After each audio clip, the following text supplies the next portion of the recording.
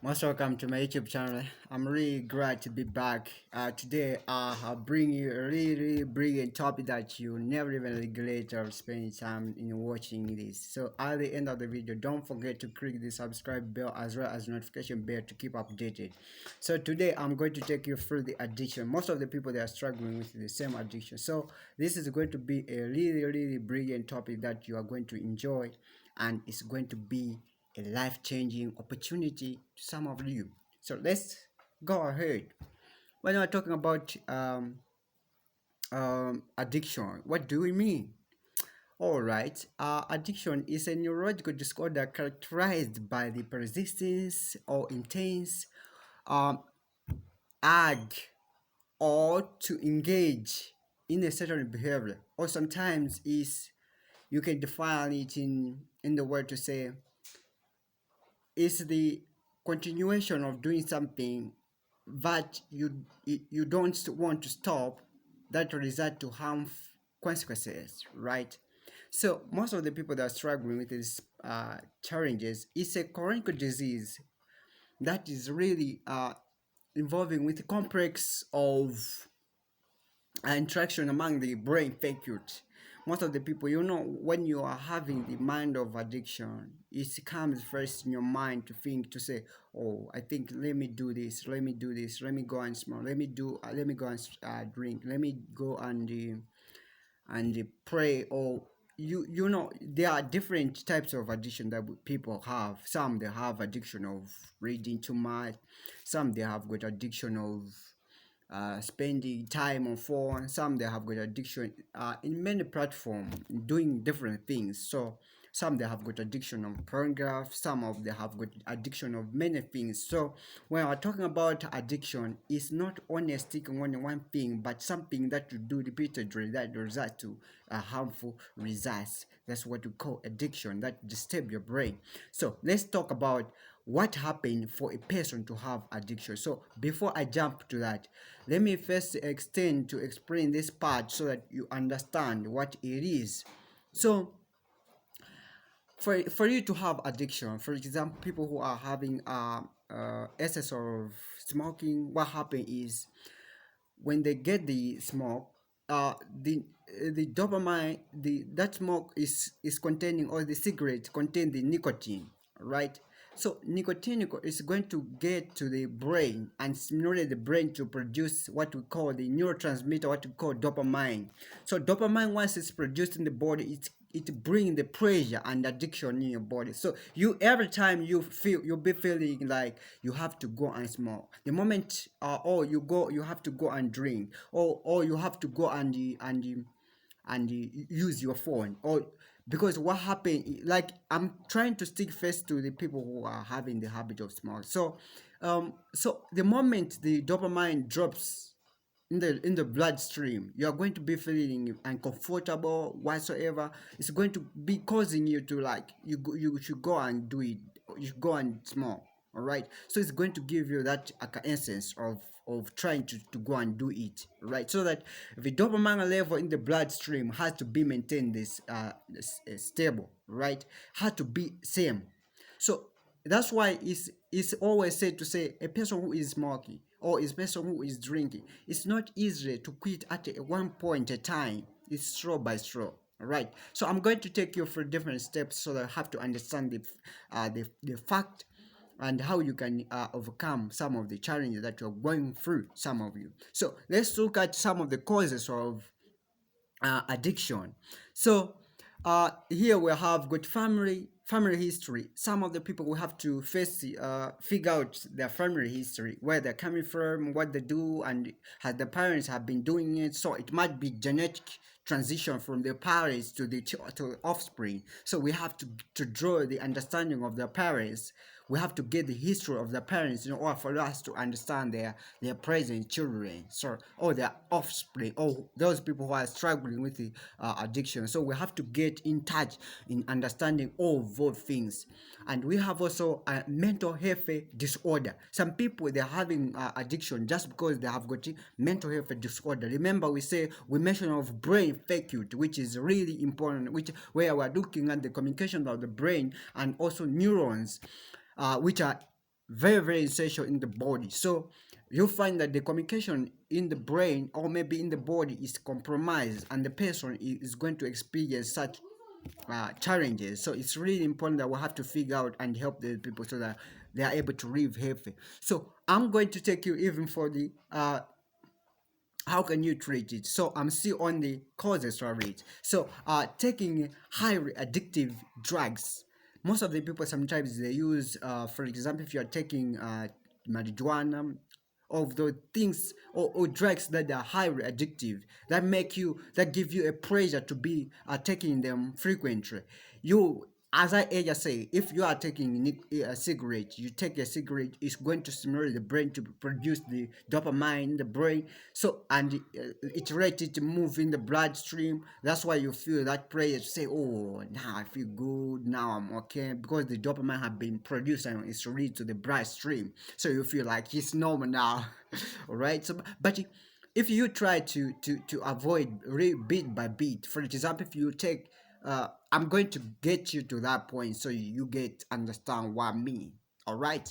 So, and also peer pressure. Some of the children that are struggling with these issues of addiction is because of they are having the friends who influence them to do addictions. That's why you are finding them, they are having the habits for them to be battling with the addiction, and they're able unable to come out from it. All right, as we earlier said, it disturb the, it's a neuropsychological disorder, so it disturb the brain function. All right, so if you have to understand how it works, you are able to treat it at immediate time before it's worse. So if you are a father, you have seen your children is, or your child is trying to show some of the signs of addiction in something, you gonna have to prevent it at immediate time before it gets worse. Because when it gets worse, sometimes it get hard for you to prevent, to raise the child get out from it. All right, though you gonna have to use psychotherapist or therapy or very messed up, but it's really hard, something really hard, because there is a psychological disorder in the brain. So it's really important that we have to treat it or prevent it before it get worse. So another point is early use. Most of the people, most of the youth, young children, they use these maybe when they are really young. So when they are growing up, they feel like it's something that they depend on. So I'm going also to take you through some of the stages so that you have to understand what it is. All right. So keep tuned. Don't miss. It's really important, something that you're going to enjoy. All right. And also lack of family involvement. If maybe their parents, they are not trying to advise their children how they can live, how they don't even take part in controlling their children, for some of the habits, they develop that friendship of different people. Then what happens is they are going to have different peers who are going to impart different knowledge in them, and later on they are going to face a lot of challenges. You understand? And if maybe people that are struggling with the maybe they're having issues of smoking, you'll find that they are they're exposing themselves to a lot of health problems. For example, heart attack, lung cancer, a lot of challenges, heart failure, a lot of things like infertility, a lot of things that can rise up because of the same thing. So it's really, that's why we're saying that um, it can lead to harmful results, right? So it's really important. The moment you notice it at the earlier stage, you have to prevent it, right? So let's look at some of the stages of addiction. So there are different stages of addiction, so we have to understand them and how we can uh, prevent it before it gets worse. So the initial stage is initiation. This is a stage whereby you are just starting now, all right? It's an initial point, the first point where you get in contact with addictive behaviors. For example, you're having addictive behavior of starting smoking. Maybe it's the first time they say try, give it a try, right? So it's the first time, right? You just see maybe your friend that have just tried to influence you. Maybe you had no any idea of getting in touch with such conducts, but it's you just have to try. They say give it a try, right? So You see, you understand. So the next stage is what we call now experimentation, right? You want to experiment what your friends are talking. You want to try to give it a try. If it's about smoking, if it's about alcohol, if it's about using phone frequently, if it's about reading too much books, if it's about if it's there's a lot of things like in detail, right? But just to mention a few things that's about. So you say I have to try. If your friend have been silent for 4 hours that you can't afford, you say I have to try me to 4 hours. You try 4 hours, even 5 hours, even 6 hours. Then you later you find that your brain start facing a lot of challenges. So it's really important that you have to understand your core zone what you're capable of, all right? You have not to move out box of your room, all right? You know you circle, and if you want to go out box your room, is you have to discover your zone that you have to touch, right? So this is the most important thing that you're going, if you try, then you're able to prevent it at an early stage because you understand the stages of them. So another point is regular now usage. Now you start practicing it over and over and over again, because you feel like if I don't practice it, I don't feel good. So you may feel like I have to try it, I have to try it, I have to try it, I have to try. You keep on doing it, you keep on doing it. It's going to cause a lot of things. So another point is a risky usage. Now you start using it risky. You understand what I'm talking about? Use risk. It's like you use it too much, more than necessary. If maybe you are taking alcohol, maybe just in a bottle or a bottle of alcohol, just one. Next time you find that you have started taking 5, 6, 7, which is going to damage your your liver function. So the liver is going to be distorted. Your liver is not going to be functioning well. So all of those challenges are going to rise because you are unable to control it and you are taking too much. That's why it's known as risky usage. So it's really important that we have to understand this. Another point is now you get to where we call now dependence. You start depending on it. There are some people they say, I can't live without addiction. I can't live without alcohol. I can't live without smoke. I can't live without studying. I can't live without phone. I can't live without this and that. I can't live without. There are a lot of things that people that are addicted that disturb their mentality, their function, their mentality function. Right? I can't live if I can't sleep. I can't live if I sleep. All right. So people that have different conditions that is disturbing them. So they're having that addiction. Maybe they were sleeping too much. Then they develop a habit of sleeping too much. They can't start each and every day they want to sleep. All right?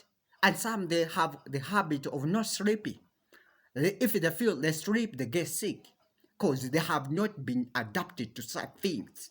What they adapted, they depend on something that if they don't do it, they don't feel good, right? So it's where those are some of the stages, though they are main stages, but I have just researched some of the essential stages that if you can if you can try to stick on them, they are going to help you. Because if you stick on them, you understand them, you are able to prevent it because you understand the stage that you are, right? And you're able to overcome, right? If same applies, if maybe you go for now addiction and treatment where now you're again now you need to seek attention from people who can help you. So let's look at it. How can you free yourself from addiction? People they have different challenges about addiction. You understand? They feel, how can I get out from it? This is I feel this really hard. You understand? I feel I can't move out from it. I feel I can't completely. Then if I move out from it, I'm going to die completely. But here are some of the solutions that's going to help you to move out from it. Some addiction is a man-made, therefore it can be erased. Let me tell you some of the ideas. If you feel like you have a mind of addiction, there is a stuff. thoughts. First of all, you don't just go and do it. First of all, you start thinking, oh, I feel like I can't go and drink. I feel like I can't go and smoke. I feel like I can go and do this. I feel like I can go and do this. I can go and do this. I can do all those things that come in just because you first think. Now you itself, you're the boss of your brain. You are in charge of controlling it. All right. So now, if you feel, you start thinking, I want to go and drink, I want to go and smoke, I want to go and I don't feel like I want to sleep, like, oh, I want to sleep. All right. Every time comes a day you feel you want to sleep, you can't study, you can't do anything, you just want to stick on things that you're addicted at. Right. So you gonna have to do exercises. Exercises are really important thing. When you are doing exercise, you are activating the brain to start thinking in a perfect way. Right. You are maintaining your brain into healthy. Right. So it's really important. Every time you feel like you have that addictive mind, you gonna have to get a ball, you pray, you gonna have to jump, you gonna have to do different things, you gonna have to do different things, right, that just make your brain healthy. Another point is you gonna have to listen to music. All right, which we call music therapy. You gonna have to listen to music. Some of the music that you're going to listen to be listening, you find that it is even healing your addictive mind. So if you feel like, for example, you are having a feeling like you want to go and smoke, you want to go and just drink, you start feeling the gospel, you are Yahweh, like that. All both songs, right? I will never move away from you, though. All those things. I understand. You know, you know. There are a lot of songs that you can use in order for you to get out from it. So there are different songs that you can use. There are different songs, raps, or any song that makes you feel at least better. It's really important, especially those that may be Christian, because they are going to help you even to build your understanding. You understand? So another point is you gonna have to read some of the funny books. It's really important. Some books, when you're reading, you find that you even start laughing. You know, there's some books that when you're reading, it feels like a real story is happening. You see, something is happening. You feel like, oh, this story is touching. Or maybe you feel you want to go and drink. You feel you want to go and do anything that you are addicted that. Then you understand, you read the same book which is talking about the same addiction. Maybe it's really fun and how someone get out from it. So it's going to help you and it's going to build your life. Right. Another point is you gonna have to talk to people who can help you to prevent it, such like psychologists, social therapy, sociologists. Those are some of the people who understand the mind. So they're going to help you how you can overcome some of the addictive mind, as well as the pastors. If you're having addiction with alcohol, you have to consult them, talk to them, explain to them your issue. They are going to help you. Your life matters most. Your addiction is not that's something that can defeat your tomorrow or your greatness. You can't just keep on depending on addiction when you have God, right? You need to lean on someone who is God, who you need to say, I'm depending on God and I live my life based on my God. You see? So you find that your life you're living is very, very perfect, and you have to align yourself in God path. Then you find that your life is a blessed life. You're living a blessed life. You don't even face a lot of challenges to overcome it because you understand it, you know how it is. I hope at reaching at this stage you are able to fight against your addiction. And if you are to consult some of your friends, some of the best friends whom you trust, not just friends who are going to influence you to keep on doing it, but those friends who are going to tell you the truth, the facts about the influence of addiction and how it can affect your life, it shorten your lifespan. So it's really important that we have to understand all your life expectancy. So it's really important that we have to understand and control and prevent it in a right time, so that we live a life of regress, a life that we want, a life that God designed for us. So it's going to help you, it's going to maintain your life to live to that point that you have been dreaming to. So don't at the end, as I just said, don't forget to click the subscribe bell here, as well as notification bell here, to keep updated. I'll be right back next time. I'll see you next time. Thank you very much for your attention. Bye bye.